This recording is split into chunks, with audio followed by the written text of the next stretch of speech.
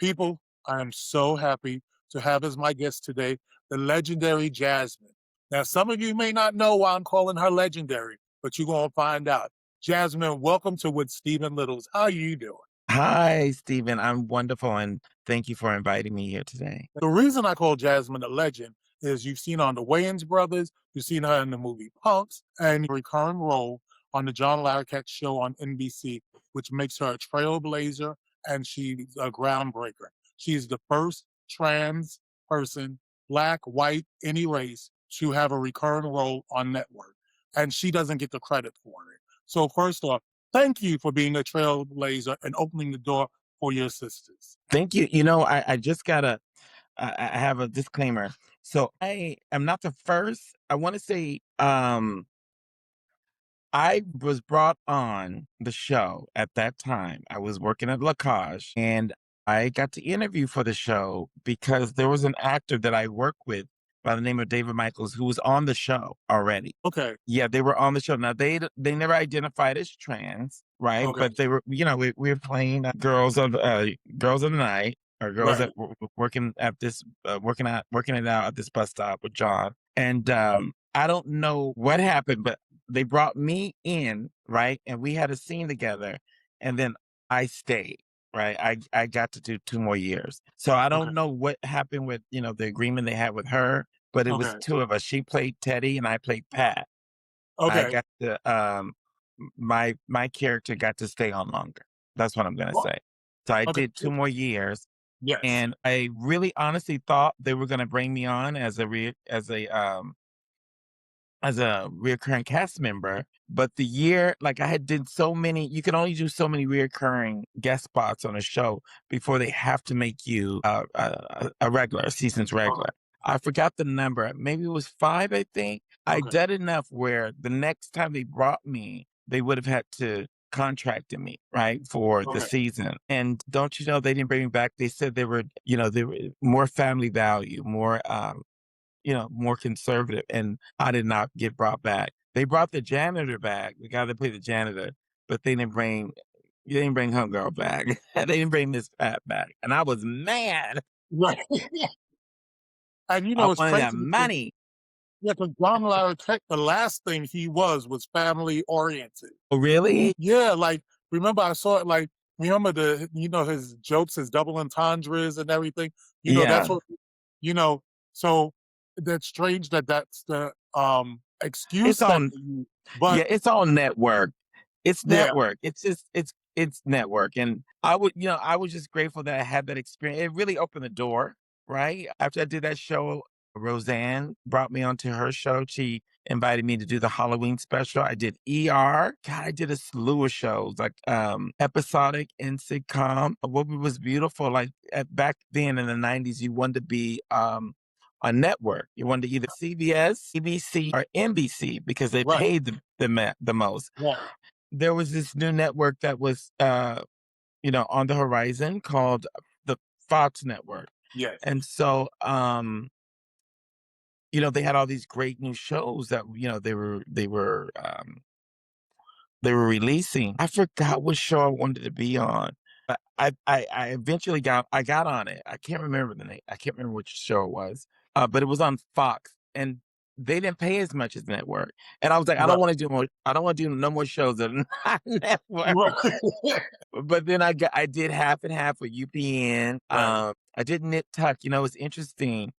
When I worked for Ryan Murphy, he would bring me in for so many things, so Okay. many things. So finally, um, uh, I booked Nip Tuck, and again, I thought I was up for the role that was reoccurring, but they went in a different direction. So he still brought me in as the person's friend, and then he wrote me the studio wrote me a nice letter saying thank you, for being on the show and let me know the air date. And I just was so touched by that. That was like the second or third time, like a studio would write you a letter and say thank you for appearing on our show. Well, I It's have a really nice. question. So you hear a lot of black actresses complaining about not having proper hairstylists for black hair or makeup artists for black skin. Mhm. As a trans actor, what's like? your encounters been, or have you had to do your own like glam because of Yeah, you know? I would wear a lot of wigs or hair pieces, so I would coordinate with them. I knew how to do my makeup. Oftentimes, I would work in collaboration. We would collaborate on the look. If they wanted it, toned down or pumped up, we would discuss it. But Okay, I always saw myself as a canvas, and so I wasn't really too. I didn't dictate. I okay. was so hardcore, or I felt So like rigid in what your image should be, what your look should be.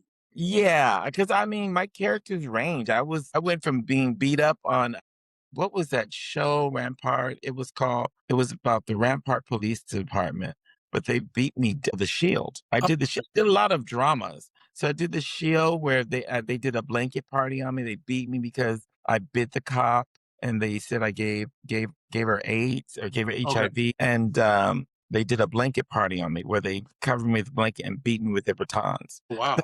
the crazy thing about that is that the guy that I did the scene with, he wind up in real life murdering his wife. Oh, I know exactly who you're talking about. Yeah, he was so not it was just like, when I heard that story, I was like, "Oh my god, that's too bizarre for me," but my scene was with him. He was the one that, we were I was he's my scene partner on the show. Right. And then that happened. I was like, "Oh my god, you know, it was just so real. It was just so, out of mind, out of it was just, I don't know, it was so real to me. It was just like, "What?" So I have a question. So what made you when you started pursuing acting? Because I know that your first television appearance, I understand, was on Putting on the Hits. Yes, I did put on the hip when I was 15 years old. I used to do air bands in high school. I'm from Okay. Oceanside, California, and I went to Oceanside High School.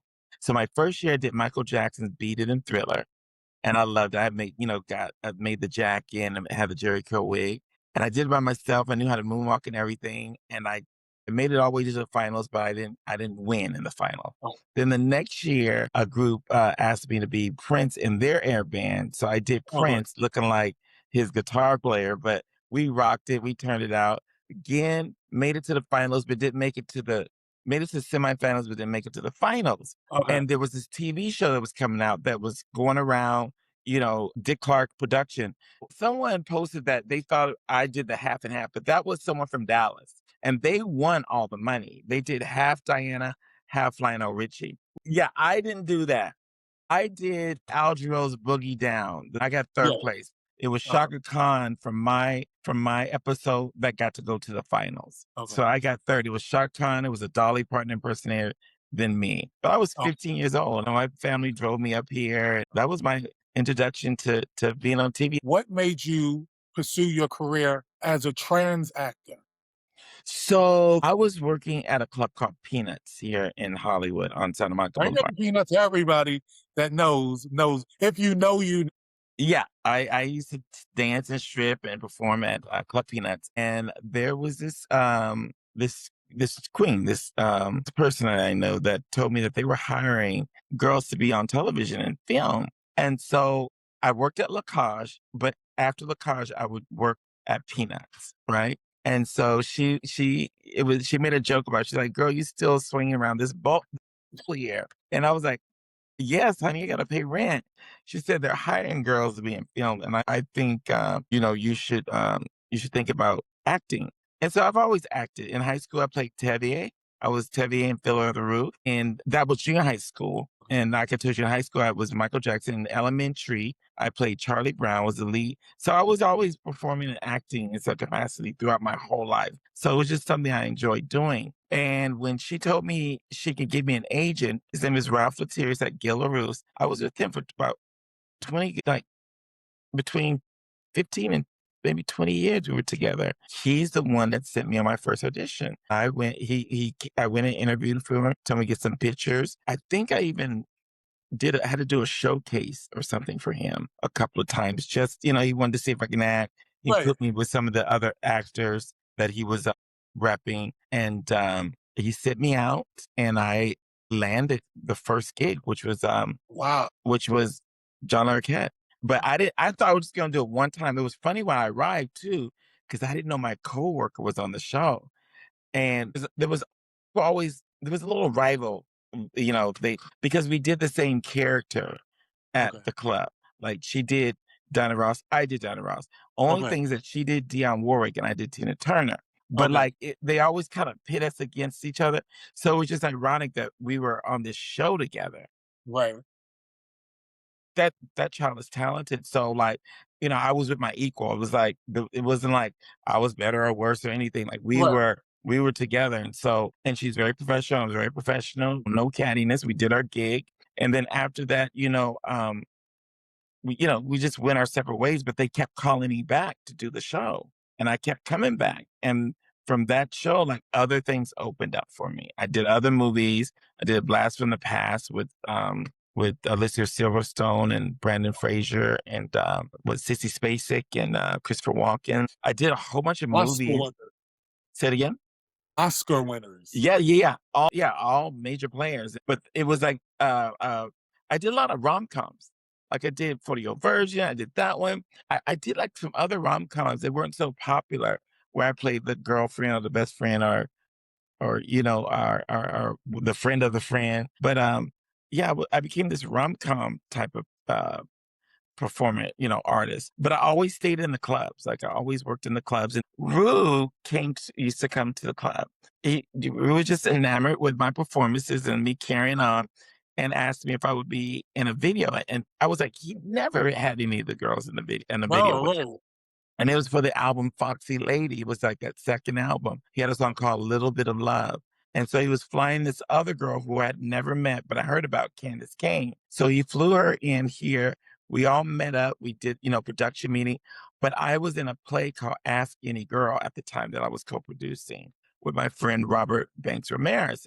And Rue came to the show. Like everyone came to see that show. It was really good. And Rue was adamant about me being in this video. So Root changed the whole shoot around from a 2-day shoot from a 2-day shoot to a 24-hour shoot. So it went from 48 hours to 24 hours to accommodate my schedule so I could be in the video. Wow. That was a big deal to me. I will never forget that. I will Right. always be, because I was a fan, you know what I'm saying? Like, Right. and for him to show me so much love and he kept that going over the years. Like we still in conversation. We have this a similar sense of humor. It's still a wonderful spirit in my life, and I'm just grateful. So just one thing led to the next, and I used to have my own shows around town. So I had a show at Studio One in the back lot, Okay. and this is when this is years after they, because I remember I heard that they weren't letting black people in at the beginning at Okay. that club. But I came in a later part, and Scott opened the door for me. So he gave me my own little show. I don't think they thought nothing of it, right? But I was turning that bitch out. Right. And I got people to come to see that show. And Right. so the kids would bring me Barbie dolls that were dressed up like costumes I wore. And then two of the young kids said, "Oh, we want to do Janet Jackson. We want you to be Janet Jackson." And I was like, "What are we going to do?" They said, "We're going to do If." I was like, "Okay." So I went into rehearsal with them and started doing If. And next thing I knew, I was doing If all over the city. Even Janet Jackson dancers coming. It was like, If was the hottest thing. They were like, who's this queen, Yeah. dressing up like Janet? Oh, my friend Dalton, who's a painter, who's an artist, Dalton Ellis, he brought Patrick to come see me do Janet. And Patrick said, Patrick Impo. And so Patrick came to my show. He loved my Janet. And he's a Janet fanatic. And he said, "I want to work with you." And I was like, "I would love that." And so the time came, he said, "I have this film," and he gave me the script. I read it. And he said, "I really want you, but you still have to audition," right? So I had to meet with Tracy Edmonds at the time and Babyface, Kenny Babyface Edmonds. And I interviewed, they liked me, and I got the role of Chris. And all the other actors, they flew in from New York, Dwight Yule, Renee Santiago, and Seth Gilliam, who was the lead. And then me and Rockman came on. Rockman, I think, was the last person they hired, Rockman Dunbar. He was one of the last people because I think they wanted someone else, and I don't Okay. remember who it was, but that person, I guess, became unavailable, Okay. and they went with Rockman, and Rockman has had so much major success in his life. He was also for the TV show. I think he's on One right now with Angela Bassett. So it's So just people can go view is this is The movie Punks. This is Punks, yes. So I got Punks because of the love for Janet Jackson, me, working at a club. So a lot of my gigs that I, have gotten over the years were by community members, right? Just loving on me, whether it be the TGI community or just the Black queer community in general, just, community loving and supporting on me and seeing the value in my artistry and saying, hey, I want to work with you, and they make it happen. We both make it happen. You mentioned RuPaul, and you mentioned that you always worked in clubs. What do you think of how the industry of drag has changed because of RuPaul's Drag Race? Because now, like the RuPaul Drag Race people, they're traveling the world and making all this money, and their like club rates have gone up. But a lot of drag people who are doing drag shows are still making $50, $100 in the clubs. That is all that is true. But I was on set the first day. I was at the first day they ever shot the show. They Okay. invited, yeah, Rue. I was Rue's little assistant, but Rue had other assistants, but Rue wanted me on the set, right? Okay. So I was assisting Kiki when, okay, it was reality TV. It was fun. But what happened is there was this queen named Angina, and they had just finished like one of the competitions where Right. they were doing a girl group. And Angina revealed that she was HIV positive. I remember that episode. Right. Honey, you could hear a pin drop. And when we got back stage, I was like, this is a different show. This show is on another level now because these kids are revealing things about themselves that I don't think no one really was expecting. Right. And then for me to see it grow the way it's grown and literally change the culture, right? Yes. And be received and loved, it's the most amazing thing. It is so amazing because the art of drag is really seen as art. Yes, they practically cut off their arm to buy all those costumes and everything. But at the end of the day, it creates a platform for an art that that was, um that was being, I don't wanna say disenfranchised. And it wasn't a dying art. It was just an art that wasn't loved on the way it should Right. have been It loved on. wasn't mainstream, and it But wasn't it didn't have the respect it didn't have, but that it now needed. it has power. I mean, Bob the drag queen, I can go down the list. Monet Yeah. and Cheech, like, they have Jinx, stuff. Huh? like, Jinx Jinx, is yeah, on they have. just always on Broadway, you Yeah, and know? and and Bob, drag queen traveling with Madonna, now on Right. Broadway, I mean, not Jinx, but, Bob the drag queen, like, and they're powerhouses, and that's the dream, like, I want to see them at this level Yes. because it's such a beautiful art form, and Right. you just get to really play with everything. I think was you say play with all the crayons in the Right. Crayola box, you know what I'm Right. saying? It's really like that, and just to see how creative people can be on such a level, it's magnificent, and I cheer it on.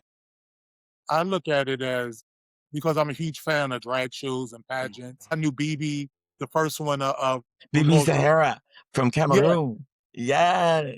So I knew her before Drag Race. That's why I watched Drag Race. So, because I used to see BB at La Femme in Minnesota, in Minneapolis. And so I think that now it's since so many straight people, heterosexual people watch RuPaul's Drag Race, that it opened the door for the regular like cross dresser and drag queen to walk down the street during the day. Whereas before it was like people were scared to do it in the street. They had to get in their makeup at the bar or something. And like now you'll see like queens are jumping, like come out their house. I forgot the queen that was my neighbor. She's a West Hollywood queen. And when I lived in Hollywood, and it'd be 2 o'clock in the afternoon, and she's got like hair up to hair, eyes painted, with a wig in her hand, walking down Wilcox at 2 o'clock in the afternoon, and nobody blinked.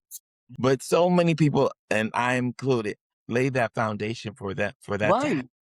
And that's why I So want you many on the show. people, like the Soledad Javas, Marsha P. Johnson, Silver Right. Rivera, so many women. We're living in a time where we have an administration that's using our bodies, our identities as propaganda, right? Yes.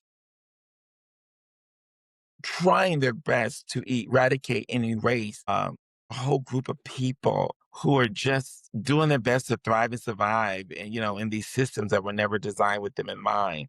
Yes. And so taking away their dignity and their rights by not allowing one to use a bathroom, not Right. allowing one to participate in sports, and And shunning also people. not even that, the medical things to keep you No, alive, no, to I keep was you going to who get you to that. are. They try Yeah, to take yeah, all that. denying people, denying basic human rights. Yes. It's just devastating, but the truth of the matter is, like, nobody's going nowhere. As a matter of fact, we're multiplying. Right. What the fear is that they're afraid that at the end of the day, they won't be able to control their own children, Right. right? And that they could possibly be raising a drag queen. They could be Right. possibly raising up and coming trans, artists. Or not everyone is in the arts. Some people are in nursing. Some Right. people are in a fashion. Some people Right. are There in are medical. trans people that have regular 9 to 5 jobs Yeah, outside of glare, yeah. and And you see well it more and more educated, every day. well educated. The unfortunate thing is that, we're less than 1%. So, we get, as a community, sometimes we get the short end of the stick, right? We don't get to navigate through these systems like, cis heteronormative, brothers and sisters do. So oftentimes we have to create our own lane, and Right. our own lane looks different from how other people lanes look, but we figure it out, right? We Right. make something out of nothing. I also want to mention that Jasmine had a couple of episodes in Amazon Prime's Clean Slate with the legendary George Wallace Also, and Laverne Cox. That was yes. amazing. What's the lady from Tony Orlando and Don? She's a TV Oh, legend. Thelma Hopkins. I love her. All the divas were on that show. That was Yes. phenomenal. But you also are the assistant director of APAC. I'm the associate director, yes, at APAP, which stands for Access to Prevention, Advocacy, Intervention, and Treatment. And so we are a community based organization. We work with folks, behavior and mental health, folks that have been unhoused, that have been involved in the justice, who have been justice involved in the what do you call it, prison industrial complex. We work with folks that have been trafficked, throughout the world, as well as sexual health, right? Because HIV I mean, I've been intervention to the prevention. I've been to the office, and I can say I saw, like, there have been hungry pe- people that came in, and then they get food, they get couple programs. It's a beautiful program that really helps the community. I saw a lot of trans women. Is it specifically trans, or is it No, any? no. As a matter of fact, initially the agency started off as API for the API community, because in 1987, What's that was API? API, Asian Pacific Islander individuals. Yes. So initially, the IT used to stand for Asian Pacific AIDS Intervention Team. And so Okay. it came into play at the height of HIV in 87, when there were really no um, service agencies that were really focusing on the API community. So the agency was born out of grief, right? It was a way, it was a way and a space for API community to come together, just like Minority AIDS Project. We had Minority AIDS Project. AHF was born at that same time. All these wonderful agencies were born in a time at the height of the AIDS epidemic. And so, they were out in the streets doing street outreach, providing whatever was needed, whether it be condoms, harm reduction packets, right? They were providing food, whatever the community needed. These various agencies were providing at that time. But the beautiful thing about API, they were specializing specifically with folks from Cambodia, Vietnam, Thailand, Philippines, China, and where there were might have been language and cultural barriers, Right. there they could come and their language was spoken, their food was celebrated. So through the years, it expanded. Right? It welcomed more people in. And so my girlfriend who introduced me to the agency initially was Maria Ramon. She was a housing specialist, but they had a pageant there called, oh God, what was the name of that damn pageant? It excuse me right now because my mind is all over the place. But there was a pageant, it was an advocacy pageant, and I judged it, and it was wonderful. And then um, maybe a year or two later, another girlfriend of mine, Octavia Hamlet, said she was competing in it. And so I said, I have a dress for you. She needed a dress, an extra dress. So I gave her the dress. I was like, girl, you're going to win. Once they hear you, once they see you up there and they hear you, and she was a dark chocolate, beautiful black trans woman. And she won. And they gave her a job. And so I was in school at the time. I was going for a certification in human services, and she wanted me to come be part of her program. And I was like, how can I do this and get extra credit at school? Because I needed some extra credit.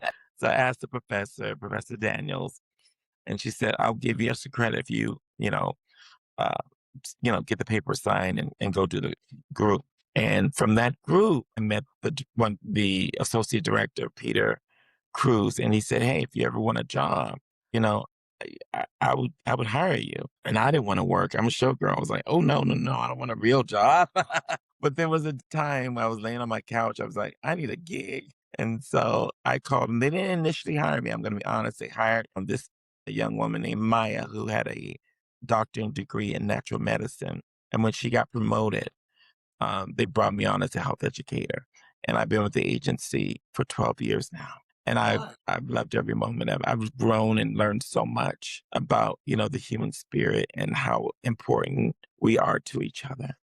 So I want you in closing, what message would you give to the identified heterosexual cis women about their feelings towards trans women? Every woman is different, every woman idea and opinion about trans people, right, are different, and they're allowed their opinion. And there's nothing I would do to persuade their opinion, but I would want them to always remember when we put aside identity, desire, history, dreams, abilities, and disabilities. It's a human being standing in front of you. Allow them to be human in your realm, right? And when you're allowing someone to be human, they're going to be flawed. They're going to be beautifully flawed.